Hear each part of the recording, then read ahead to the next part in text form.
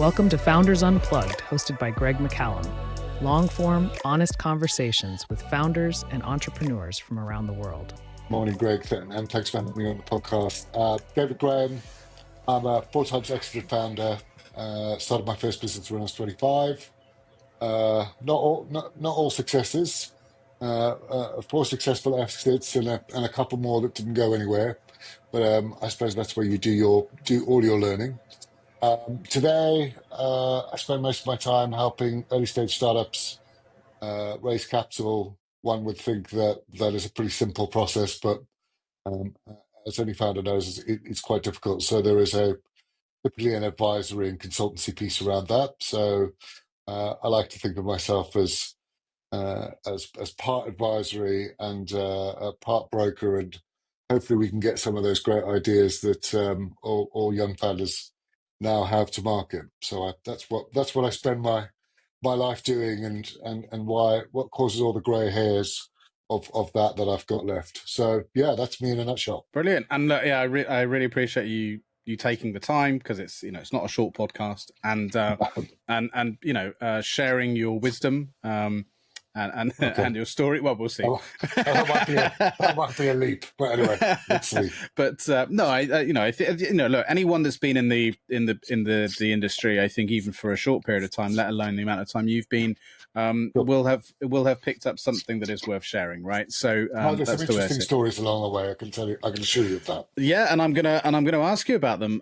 But yeah, before we get into that, I mean, you obviously gave a speed runner through your life, your career, I guess. But I mean, I'd like to sort of do a slightly slower version, if that's okay too. And you mentioned that you've run multiple businesses, so on. Take us back to that first business. What was it? What was the first venture you decided to run head first into? Look, I think like everyone, I left school and I went and did an economics degree and left there, and I don't know. I think I've always been a little bit maverick. I always try to break the mold, which is, I think, an essential piece for any founder. You're constantly questioning the status quo, and I felt like I'd been streamed all the way to some sort of job into the city. I knew I didn't want to do that, and I was working in hospitality amongst other things through university, and sort of had a feeling I didn't want to do that forever. So my first sort of real gig was I took on the mail order manager job at Penhaligon's, which is a London-based perfumers. And I had this vision that I thought it could be done slightly differently. So I built their first website. I was actually recounting the story yesterday in terms of people looking at me like I was a nutter, that we were going to sell perfume online. But I sort of brought them online, which was what I could only describe as the feeling of the first sort of Shopify store. And it sort of opened up the world of e-commerce that, within 6 months, we were doing more turnover at Penhaligon's than all the other stores worldwide put together. The data, we thought, anywhere we didn't have a store, people would be buying. Actually turned out that I think people like sitting in their pajamas at 2:00 in the morning and placing orders for fragrance or scented body products.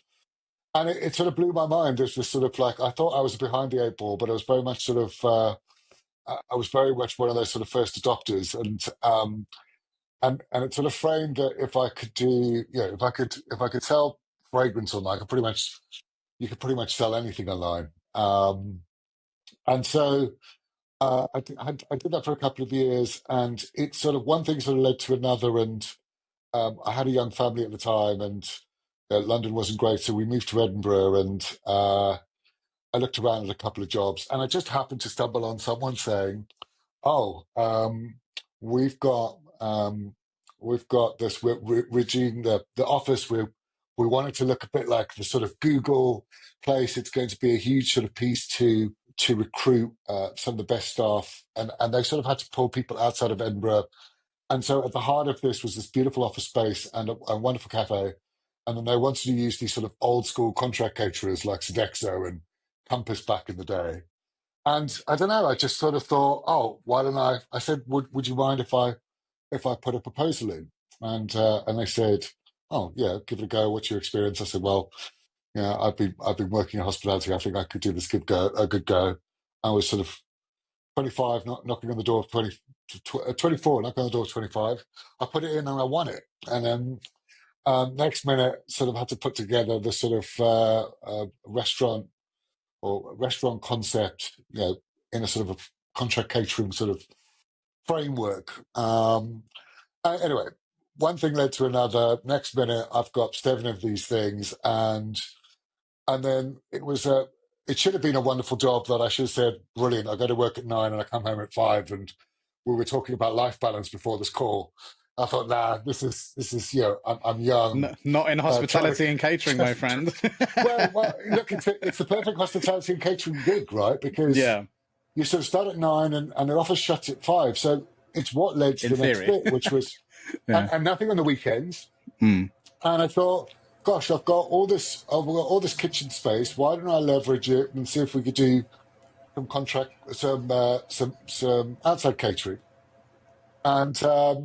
And there's a very long story to what my first job was, but I think the journey is quite interesting on how I plotted it. Anyway, so I had staff. I had various 3 or 4 spaces that were big enough to do some outside catering work. I think I did a wedding once. Said, right, I never want to do that again.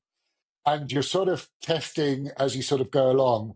I didn't want to do the sandwiches to office every day.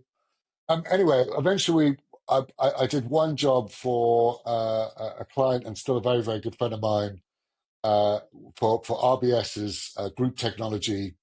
And essentially, I think I was the only idiot that said yes to this job.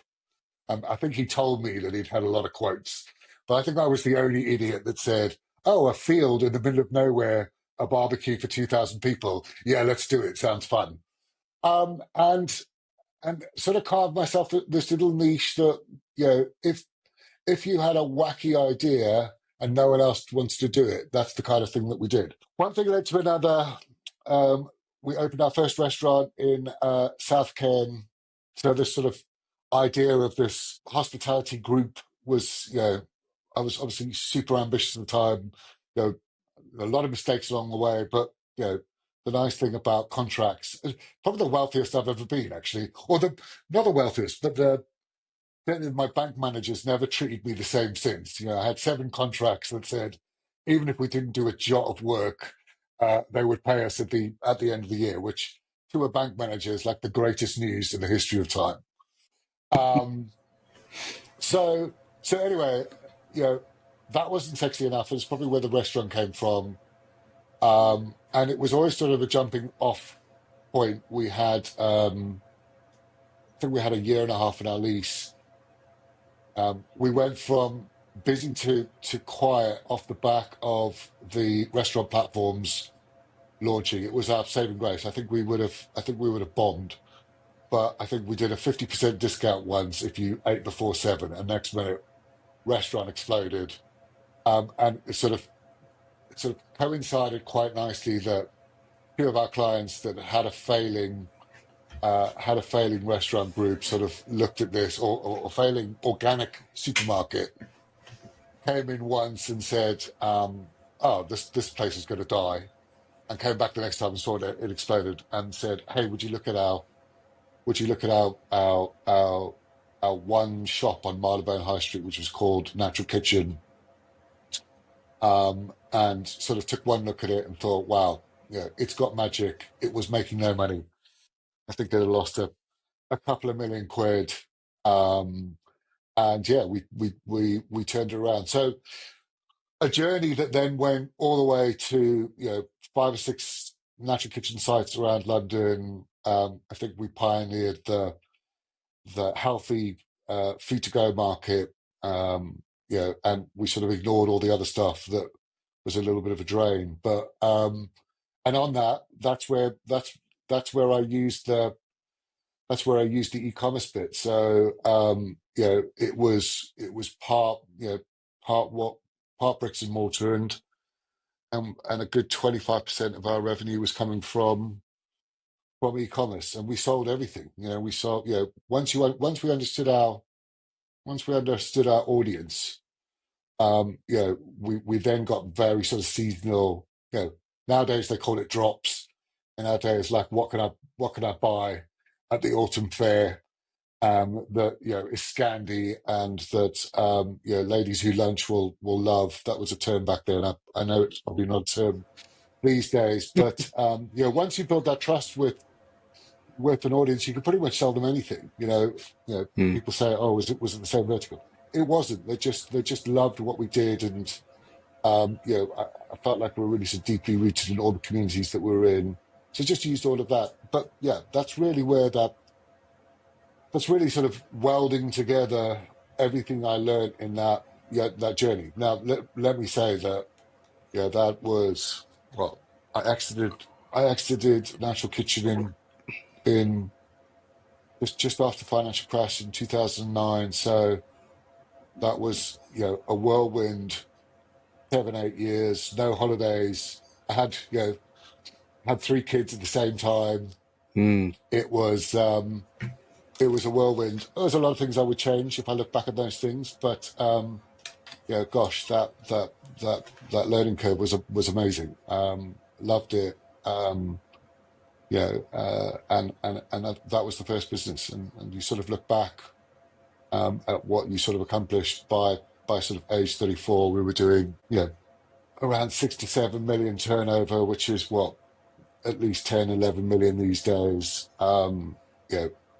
Especially when you turn around a failing business and turn it into something amazing. It was Mm. an incredible journey, and I worked with some great people. I miss a lot of them. That's the thing you always sort of miss at an exit Yeah. is fabulous people that you work with. So yeah, a very long answer to what was a relatively short question, but But that's what we it do. shows you Yeah. it shows you how the rest of my career was set up. Was Mm. that first bit of the journey? Yeah.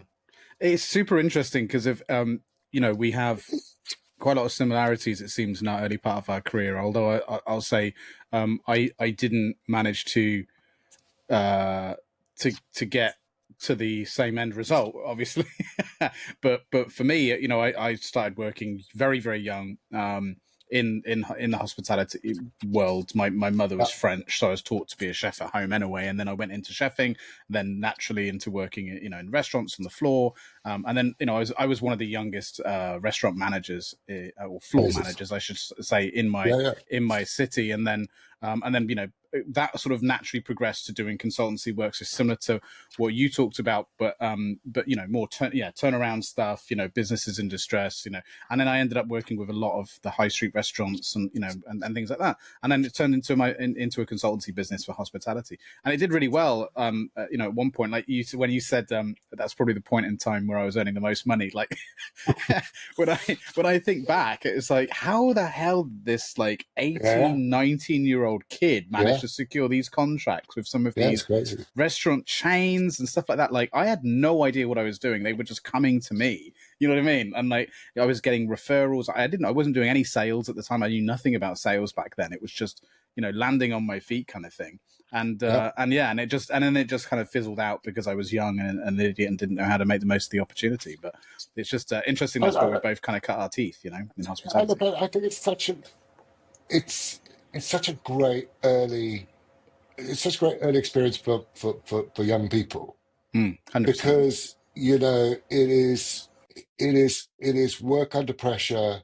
All the all the downsides you think they're downsides when you're doing it, but what you don't realize is what you're learning is you're working under pressure.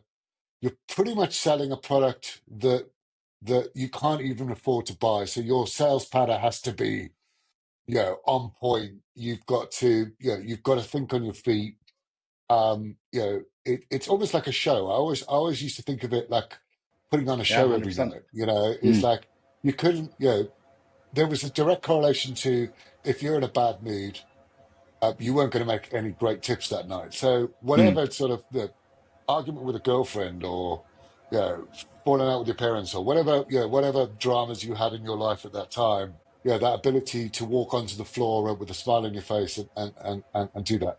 And you Mm. get so close with people. There's it's such a teamwork ethos. Successful restaurants are you're meeting people from, certainly in my case, meeting people from backgrounds, different backgrounds, different nationalities, who all come with their own slightly. I mean, I don't think I've met a sane person in the hospitality business, and they're all slightly crazy to a degree. Mm. But and you sort of leave that and realize how organized you are, Mm. and how quickly you can think on your feet, and the value of preparation in terms of anything that you do in life. We always used to talk about that magic 10 minutes. If only I could only had another 10 minutes. And Mm. and we used to do tour parties, and so it was so varied in what we do. And I'm talking back to my really early career, sort of like stuff I was doing at school. And but yeah, to your point, it I love it. I still look back with fond memories on all those times.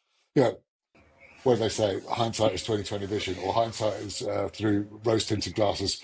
There was Yeah. some there was some tough days, but Oh, 100%. Yeah. you It's know, it's it's bloody tough. It's a really, really hard business to be in, for sure, which is why, it chews a lot of people up and spits them out. I remember, as I'm sure you probably do, there were many, many nights on like a busy weekend when I was working in some of the restaurants, back in the day, where we'd be out and about having a cigarette, and there'd be, one waiter punching the wall. There'd be a waitress crying with, another waitress consoling her. Like it was like the back end of, of a war. It such was just, drama as I it was mad. Like, but then what would happen? yeah, Everyone would be like, right, let's go. And then yeah, back out there. yeah, It yeah, was carnage. absolutely. And your kind of analogy of like it being a show, absolutely. I remember the Yeah. very first. Hi, a friendly reminder to share this episode with your network, like, and subscribe. And if you are feeling really supportive, please consider reviewing the show on the podcast platform of your choice. It all really helps support what we do. Thank you. Now back to the show. So I went to train as a chef in France, and in France they very much treat it like a show. From the beginning to the end, it's about creating an experience. And then also the very first manager I had training me to wait tables, that was their same ethos. It was it was a Bella Pasta at the time, now Bella Italia. That was my very Yeah. first restaurant gig, and at the time they used to do a thing where if you walked in the door, they would shout "Bella," right? No, Yeah. sorry, Porta, right? I'm showing Door. my age here. I can remember that distinctly. Yeah. And then if you had food on the pass, then they would shout pass, and the whole reason was they wanted it to be a show. They Yeah, want it to be absolutely. a theatre, Yeah. because they're the guests. They're entering, and so backstage, which is what we used to call it, and you call it, usually call that in a restaurant, in a chef setting too. That's where all of the actors are losing their mind. Absolutely. Absolutely. Yeah. But it's so valuable. I mean, I do think it should be considered like the military service, and we should, Oh, and it should be mandatory. I don't think I disagree. I did talk about high street chains. Through uni, I was working at an all bar one, and Oh yeah, I remember and those. yeah, I I mean madness. Just you know, I think the worry with restaurants was, or the realization was, and to your point about it being a really really tough gig, and certainly a tough gig when you own the place, is if you are putting on a show, there is a minimum viable there's a minimum viable cost you have to bear just to open the doors, right? You have to have a couple of waiting staff. You have to have chefs in the kitchen. You have to have a barman. And it was still in the days where you know, build it and they will come sort of analogy, right? And if you didn't get it right, you could lose money very very quickly. And I always worried about the limit that great restaurants had on the nights where you were busy, you wanted another 100 covers, and you wanted a bigger kitchen, you wanted more staff. And then there were other nights where I was like, God, I wish this place was only 10 covers, right? It's just too big, and I've just got too many people here. And then add to that, you've got, you know, your raw materials are always variable in their cost. You know, one day it's X, the next day it's Y. You know, the amount of food costings I've done in my life, I could, yeah, I could probably write a book on it. But yeah, that was always that's always the tough thing. And then, yeah, especially in the UK, I know France, Italy, and yeah, I'm originally from South Africa. Certainly, the mindset over there is also different. And yeah, when one looks at that, uh, when one looks at staff particularly, they see it as a career. Whereas I think in the UK, it's always a stepping stone Yeah. that you've got to rely on. And I think that's such a shame. I It really is do. such a shame. I really do think that I there think, should be more Greg, effort put in. finally we're getting to a point where the price of something is now matching the total work. The problem I've always thought with restaurants is there's such a minimum bar, you know, such a low bar to entry. You like cooking. You're not a restaurateur, but you were doing something before. You now open your first restaurant. Doesn't go well. The first thing you do is discount.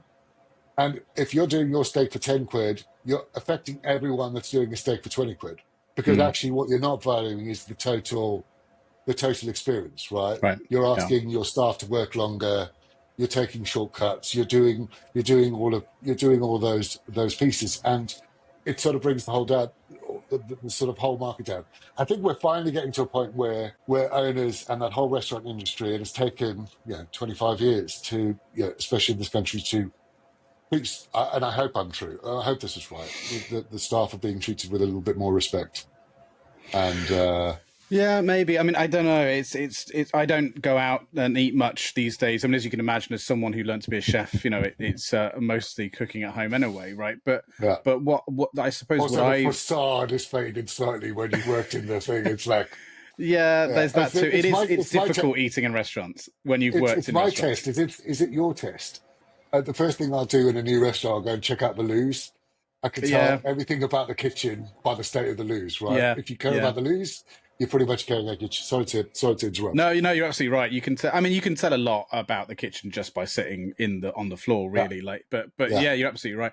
No, it's just I've become pretty dismayed with the state of hospitality at the moment, to be honest. And look, okay, and that's not me going to the London scene to some of the great places. I'm sure that's thriving, and that I know that that's gone strength to strength over the years. But it's the regular consumer experience of high street sure. restaurants that I think has gone really poor. And unfortunately, since the pandemic, which I'll try and avoid the C word because of that tends to not work well on YouTube. But since then, I've noticed that it's not really recovered, in my opinion, and that's largely down to huge disengagement from staff. Just a complete lack of interest from staff, and just really clearly really poor training Mm, and retention, and it's awful. Like I don't think I've ever seen general service in the hospitality be as worse as it is now. Like, it's almost every place I go to, whether it's a restaurant, a bar, or whatever, you are being served by people who just clearly don't care. And mm. that seems really odd to me because I never experienced that so frequently prior to that. Mm. Like, I yes, mean, like you said, it's a, it's not always necessarily viewed as a career, but at least people were having fun, and they knew what they were doing, and there was a certain minimal level of competence. But now it's shockingly bad, and almost everyone that I encounter or meet who's waiting a table, who's pouring a pint, says the same thing, which is, "It's my first day."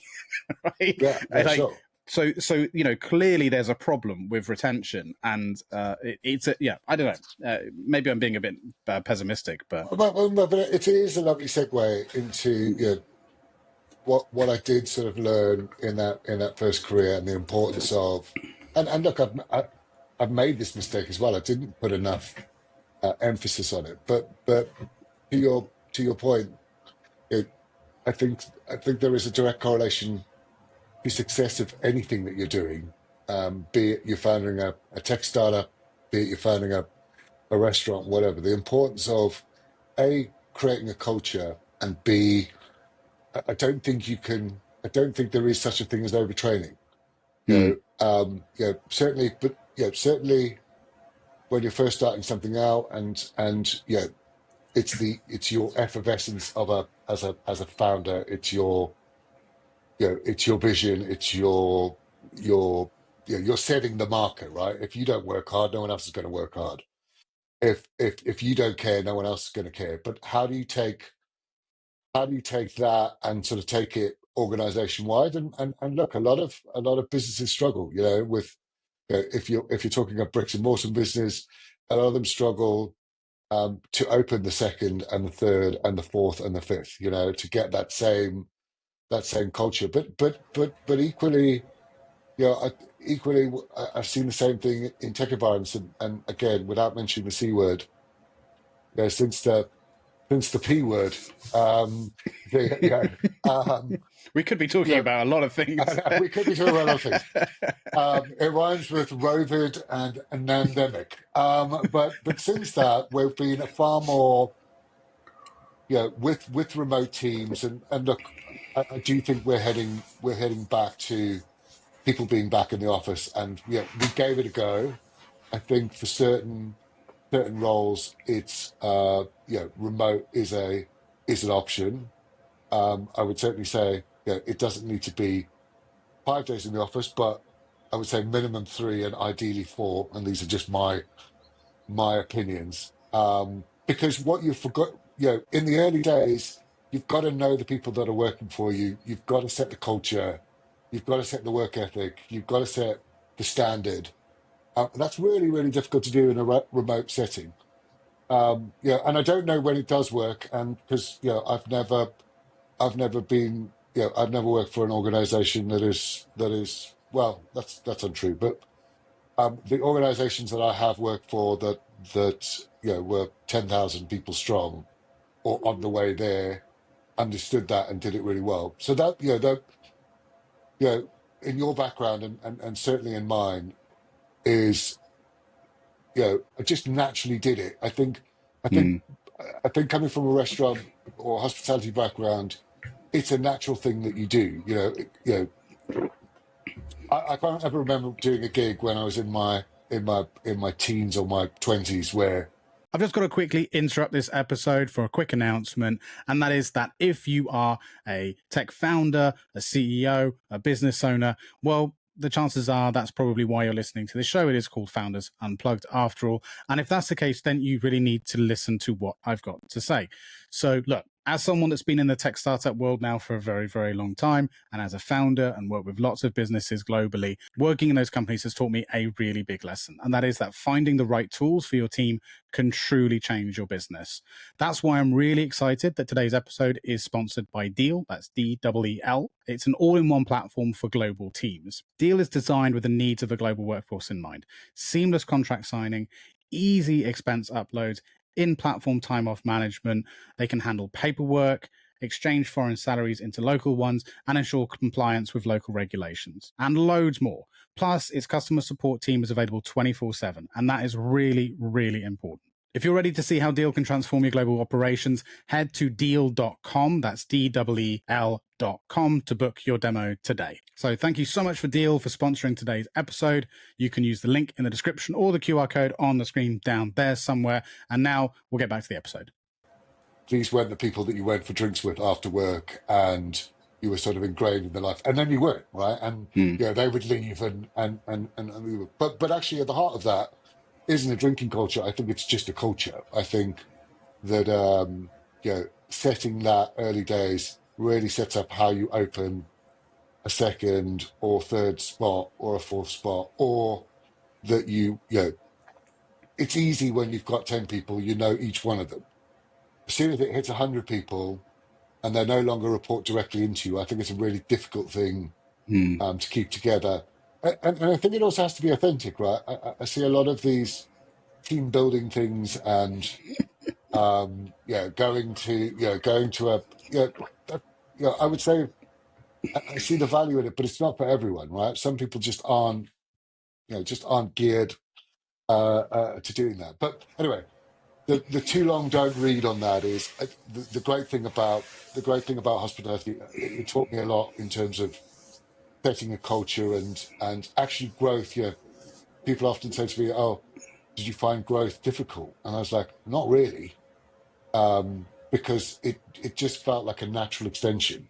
But I was around a lot, right? I was in front of someone. And the nice thing about running a hospitality group is that you've always got something open until at least 12 midnight, right? So much to my wife's dismay, I was often, I'm on my way home. Oh, I'm going past South Kent. Let me just nip in quickly. They're always, what's it say? Uh, my wife used to say, oh, if she rang anyone on site, she said, "Is he leaving?" And just tell me when he says he's leaving, because she always used to know it would take me about half an hour to get out the door. Right? Oh, one more thing, or do that, or oh, I Yeah. spotted that. Please change that light bulb. Do that piece, and so it's I think for any early stage founders, if they're that way orientated, it's you have to have that opportunity that you've got to be around the people that uh, that you work with. I've been in a couple of remote organizations quite recently actually, and I'm just not sure that it works at this early stage. Yeah, I mean, look, you raise a couple of really interesting things there. I mean, I was, when you said about when people asked you about, growth, if you found it hard. I mean, I would say, look, if you've got momentum, growth is easy, right? I mean, it's happening already. You're just kind of trying to shepherd it at that point. But when you're trying to force it, that's a very different thing. But like, Yeah, sorry, carry on. no, that's I fine. keep just on that point. I always found it was this is that it is incredibly hard. And I sort of like flippantly said I didn't find it that hard. Of course, I found it hard. And to your point, when you sort of break it down in stages, there is a point that you're trying to get a business to, in my experience, where the business has momentum and then starts dragging you along. Right. That first bit, it's like pushing water up a Oh hill with yeah. a fork. Yeah. That's the hard. That's the very, very hard bit. That's the hard bit. Yeah. Yeah, And great. then later, I suppose, from my experience, at least in the scaling part, the difficulty then is ensuring that it just doesn't go off the rails because of the momentum.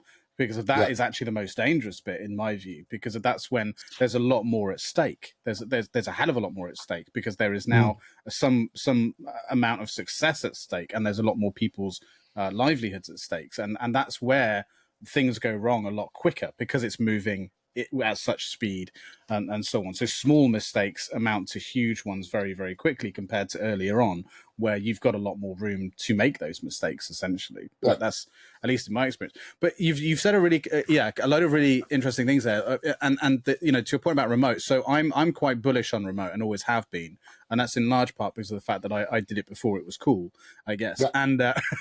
and worked with a lot of remote teams and seen it done well and not. And I guess my perspective on that would be that I've seen a lot of in-house teams, non-remote teams, Oh, really absolutely. Yeah. screw it up.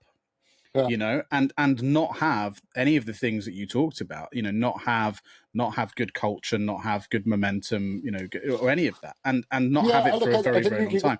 So I think it's kind of I don't know. I yeah. think it comes down that and I'm particularly invested in this as well from a I guess an organizational psychology perspective, because of after doing the hospitality stuff, that's what I ended up really focusing on, was actually more of the organizational psychology part. Yeah. So I guess I've spent a lot of time thinking and reading this, and I've found that actually there are I think that there are actually some very key, fundamental, basic things that can be done to create an environment of innovation and great culture that don't necessarily require actually you to be in office, out of office. You could be in Timbuktu, on Mars, whatever. I think it's more just about a group of people who feel like they're winning and feel like they're being supported in winning, and have room for play.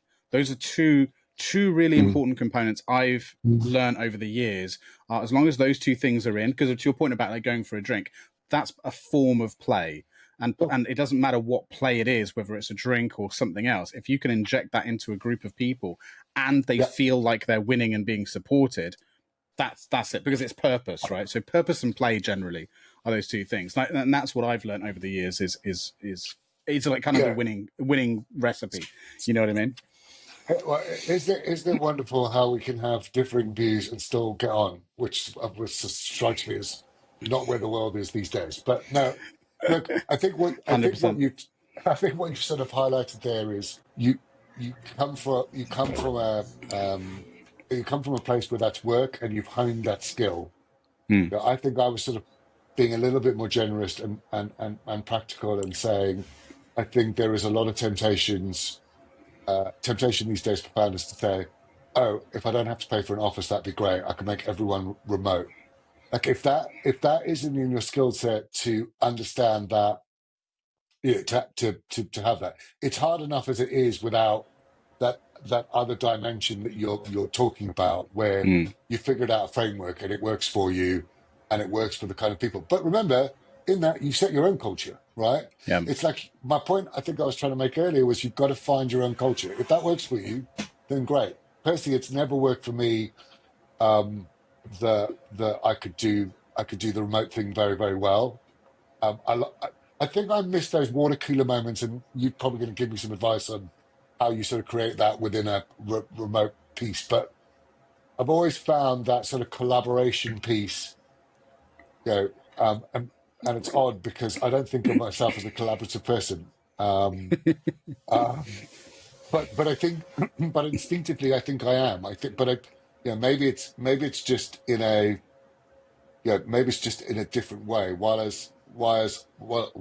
won't sort of say, here is some work that I've done. Please pick it apart and then let's rebuild it together.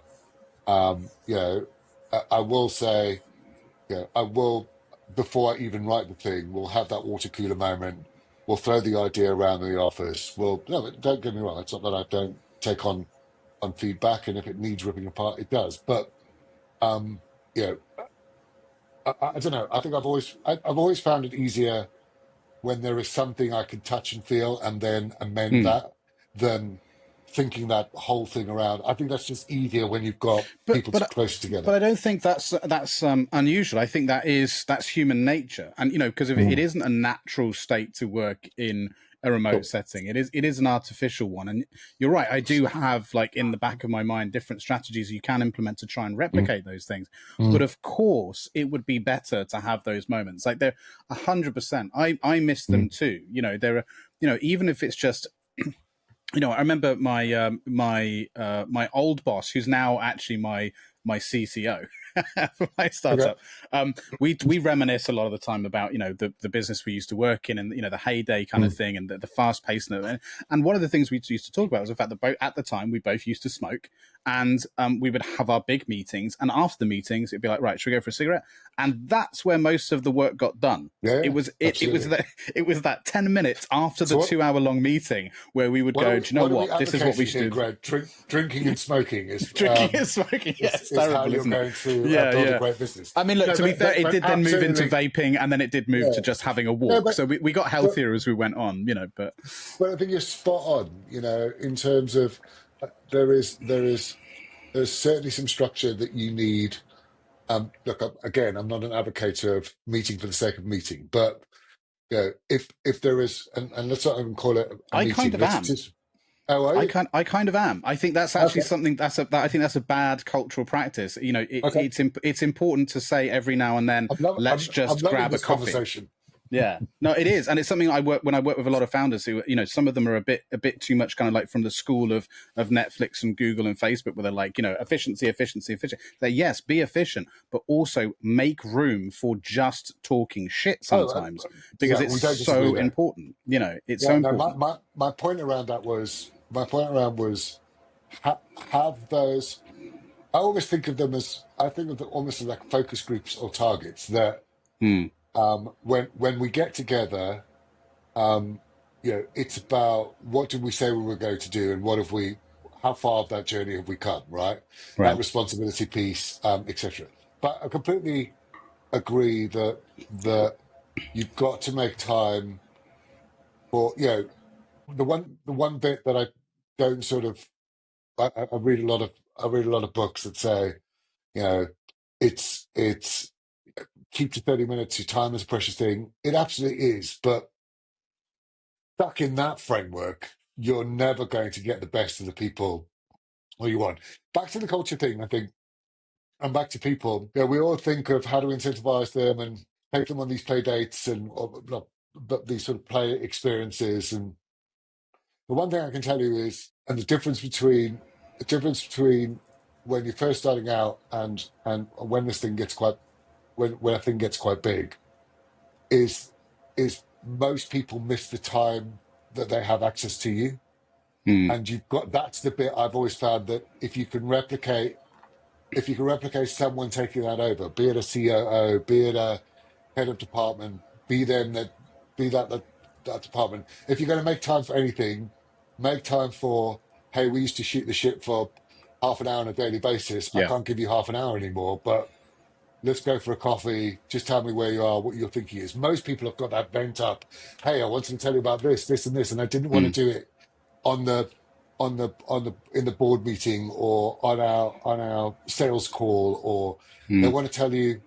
They're trying to riff with you in a way, right? It's like, Yeah, what do you think of exactly. this? What do you think of that? And so And also in some ways know where they stand.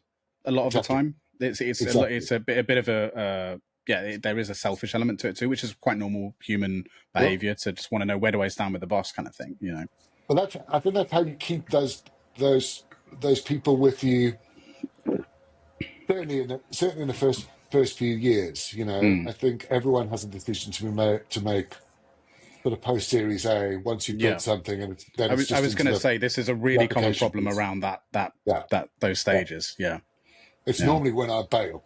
If you are enjoying this episode and want to support the show, please like, subscribe with notifications turned on, and let us know your thoughts and opinions in the comments below. This lets YouTube know we are doing something right. Back to the show. Right. I'll take it up to like a series, but like I've done one post It's normally Series when B, most people bail. and I'm Yeah. just like, it then just becomes monotonous. Essentially, I think you're no longer solving the problems I like solving. Obviously, there's problems in businesses, Mm, all the way through their life cycle, or all the way through their life stage. But I love figuring out those early stage problems, yeah, me too. trying to find that market fit, trying to find Mm, who we actually talking to, trying to work out if we actually add any value. I mean, yeah. I've got these sort of 5 steps where, problem solution, that sort of value add, can we optimize it, and in what way can we automate it, is the way Mm, I sort of frame that yeah. pre-seed or ideation to Series A journey.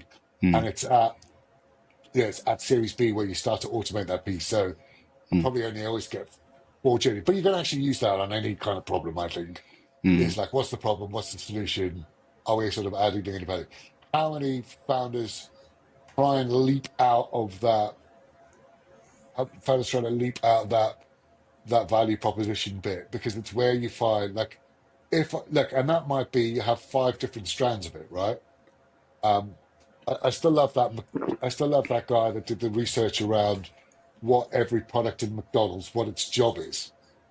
And you would think a milkshake is just an alternative to a Coca-Cola, but actually, what they found was most of their milkshake sales came before sort of 9 o'clock in the morning, and they couldn't figure it out. And what they sort of realized is that the problem with the coffee, before these sort of Stanley insulated cups, one of which you're taking a sip out of now, is that is that people didn't want their coffee to go cold, and they didn't want the ice to melt. So the bit in the middle was a vanilla shake or a chocolate shake. It was the perfect commuting drink. Right. And so, we think we know what our products are solving, and our clients or our customers will tell us something exactly different. And had McDonald's known that from the start, I mean, imagine what that message would have been. It wouldn't be, have your McDonald's breakfast with a coffee. Have your McDonald's breakfast with a vanilla shake for commuting. Obviously, Hmm. we've moved on to sort of insulated cups now, and are far better. But I just think I think those sort of stages, that value stage, is so important. I'm the biggest advocate of how long can you take a founder-led sales strategy? How far can you go with it? Because Yeah, I'm everyone's the like, same. "Oh, you want to replicate it?" It's like, no, you don't. You want to Not do yet. like, yeah. Yeah, milk If the this for as last thing, long if as you, you can. well, I mean, look, what it sort of teaches you is, well, what it is instant feedback. In trying to outsource a lot of those functions that are time wasting. I'm going through it with my own company now. Is I've got to a stage where I just can't do anymore. Hmm. In speaking to founders, so I use a virtual assistant to outsource the things that I don't need to do. I love still being on the calls. I learn so much on the calls. It's the last stage that I will leave. In fact, I don't think I ever will. And maybe I'm happy at it's just as much as I could do. Back to our life balance thing. Maybe Yeah. it sort of lets me go off and do other things. Maybe I just start to get a little bit more picky. But I look at founders like, oh, I must go and hire some BDRs and some SDRs and some salespeople, and I'm like, that's huge cost. Two, Hmm. those people have got to do something that you figured out. I think anyone that Yes. you hire within an organization is doing a job that you've already solved, and they're sort of, one, replicating that, and Hmm. two, by the way, making it better. Right? Well, and It's like, that's what I was going to add. Not necessarily that you've solved it 100%, but that you've made at least a decent amount of progress. That there is something there for them to take and move on. Yeah, 100%. I talk about that so often. Like, yeah, especially when you see those trying to raise pre-seed or seed, and they're saying the use of their money is I'm going to hire salespeople, and usually yeah, it's I'm going to hire a head of sales. I'm like, what the hell are you doing? First of all, you don't yeah, need someone that senior. Second of all, yeah. you haven't got a sales playbook But in any way. How well, on earth are you going to hire the someone? next question is exactly that, right? Yeah, How many sales have you made? right, None. exactly, and it's You none. don't need a head And of sales. I've been that first sales hire when Yeah, there's been nothing, and they're yeah, like, and they're like, they expect you to make wine out of water, and yeah, it's like, that's not how this works. You needed yeah, to have something, and it's like, isn't that your job? No, that isn't. yeah, Well, it can be my job, but now you're going to have to pay me for a year, and I'm not yeah, going to make any sales for most of that year. So it's up to you. If you have the salary, and the money lying around to allow someone to figure it out, fine. But first of yeah, all, that's a skill set that very few salespeople have. It's actually yeah, finding product market fit and being able to do that. That's very strategic, and that isn't just the art of sales. That's a lot more than that. That's actually almost a founder skill set, actually. And yeah, second of all, no company has that money laying around to just say, well, for 6 months, 12 months, let's just consider that salary gone. Like, it's, yeah. that's crazy. But Absolutely. No, but look.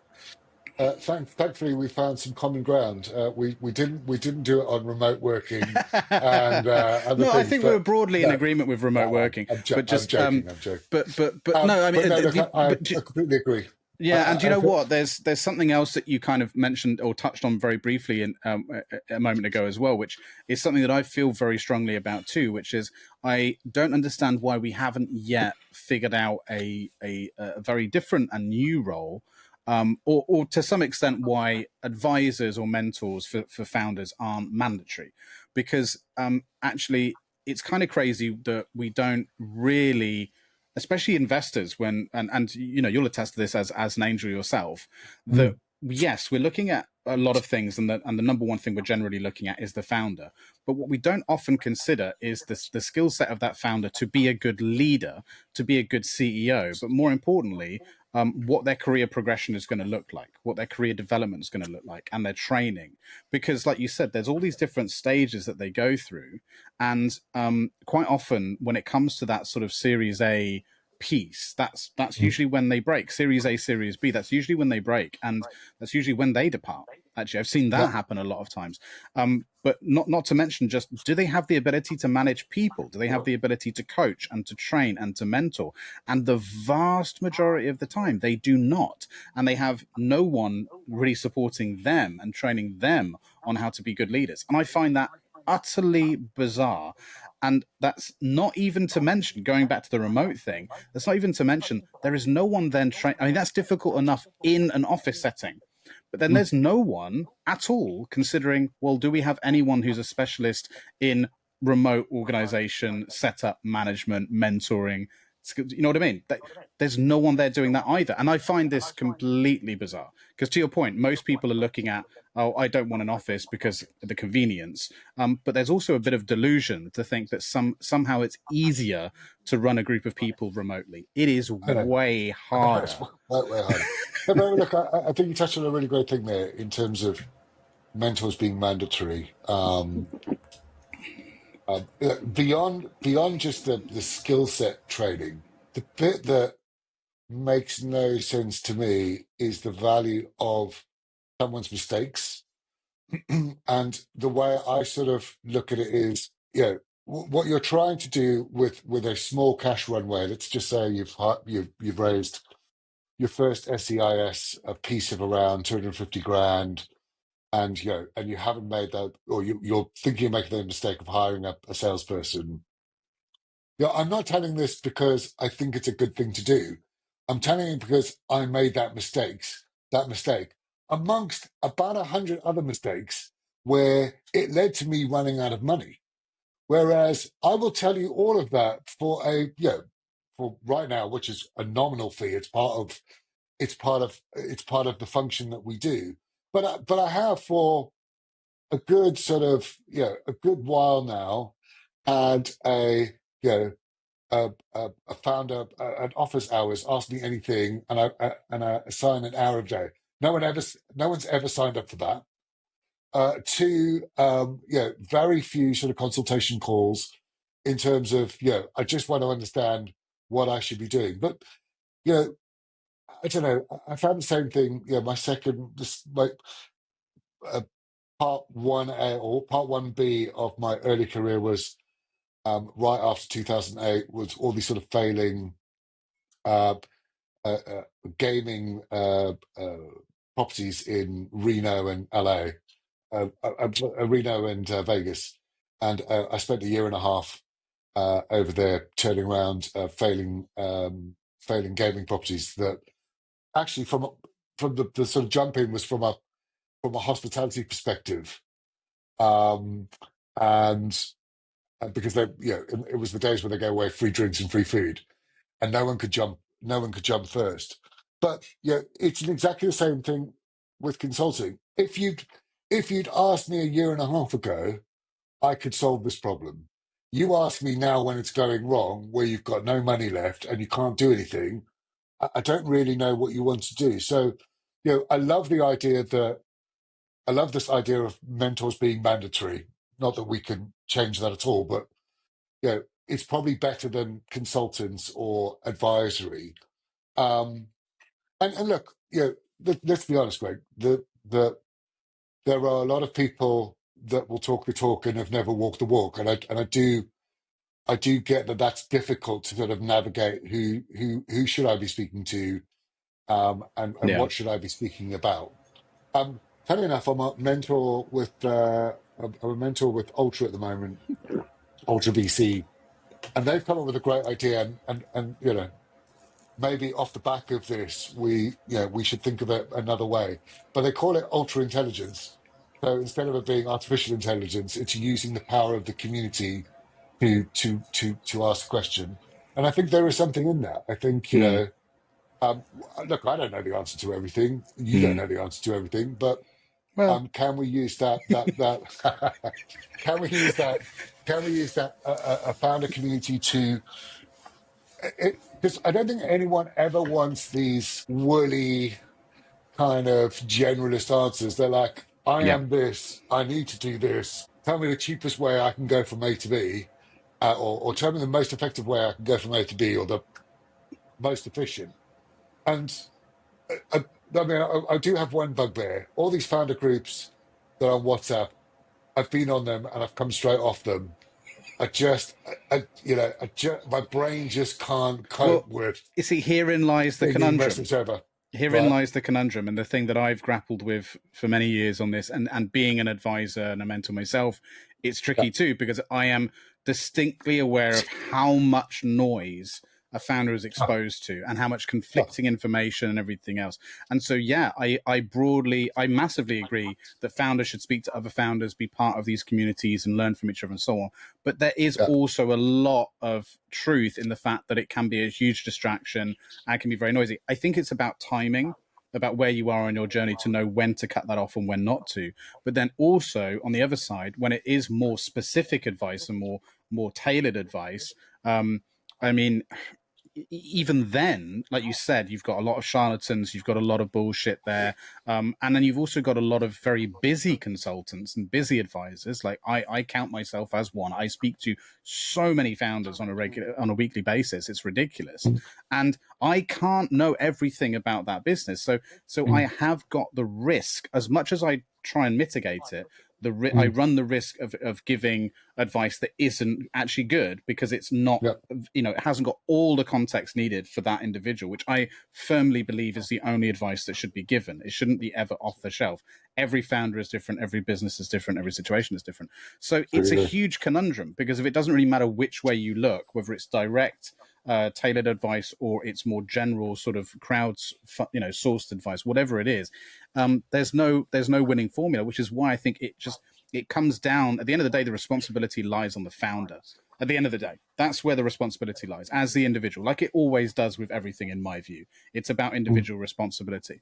mm. And so, yeah, I mean, so when I say about sort of like mandatory mentors, I guess I mean more in the case of like, um really focusing on things like people management, people, that kind of thing, and those sort of skill sets. Because as long as you're providing the fundamentals, then hopefully they have the ability then to sift through that noise.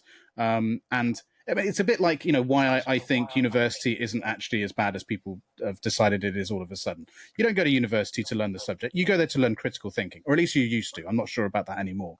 But that was it. It was about learning the skill of critical thinking. You start learning that in A level, and then you go on to hone and refine that in A level. We need to provide the fundamental skill set to be able to navigate the weight of bullshit that a founder is exposed to over the years, as well as how to manage a team. And that is, I think, personally, the missing piece with a lot of founders these days, is that for some reason we just assume that they're suddenly going to be great at managing people, when Mm. sometimes they've never done it before in their life. Yeah, It's nuts to me. But yeah. but look, we're approaching the end of part one already, believe it or not. I don't know where Wow, that's gone. Yeah. amazing. I don't even know if And there was any use in any of that conversation, but I never know either. But for some reason, people keep tuning in. So around 10 to 15,000 people every episode keep tuning very in. good. So then we must be saying something right. I don't know. Hopefully. And probably just adding to that noise that we're talking Yes, about, absolutely. which Yeah, is, like I say, the conundrum of my position here, because I'm like, I think I'm contributing to it, but we'll see. But yeah, and good. we've not even really gone all the way through your timeline yet. We got sidetracked, but that's good. That's the point of the show. So look, Yeah, that's going to be the end of part one. And so for those listening and watching, thanks for listening and watching. With David here, we're going to come back in a few days for part two. So make sure you're subscribed and all that sort of stuff to get alerted for that. And yeah, in part two, we're going to dive into the rest of your timeline and talk a bit more about what you're doing now. I know we've kind of alluded to it, but I really want to yeah, hear from you a bit more about that, if that's okay. yeah. So that's end of part one. Thank you for listening and or watching. Subscribe with notifications turned on to get notified when part 2 comes out. While you wait, please join in the conversation in the comments below.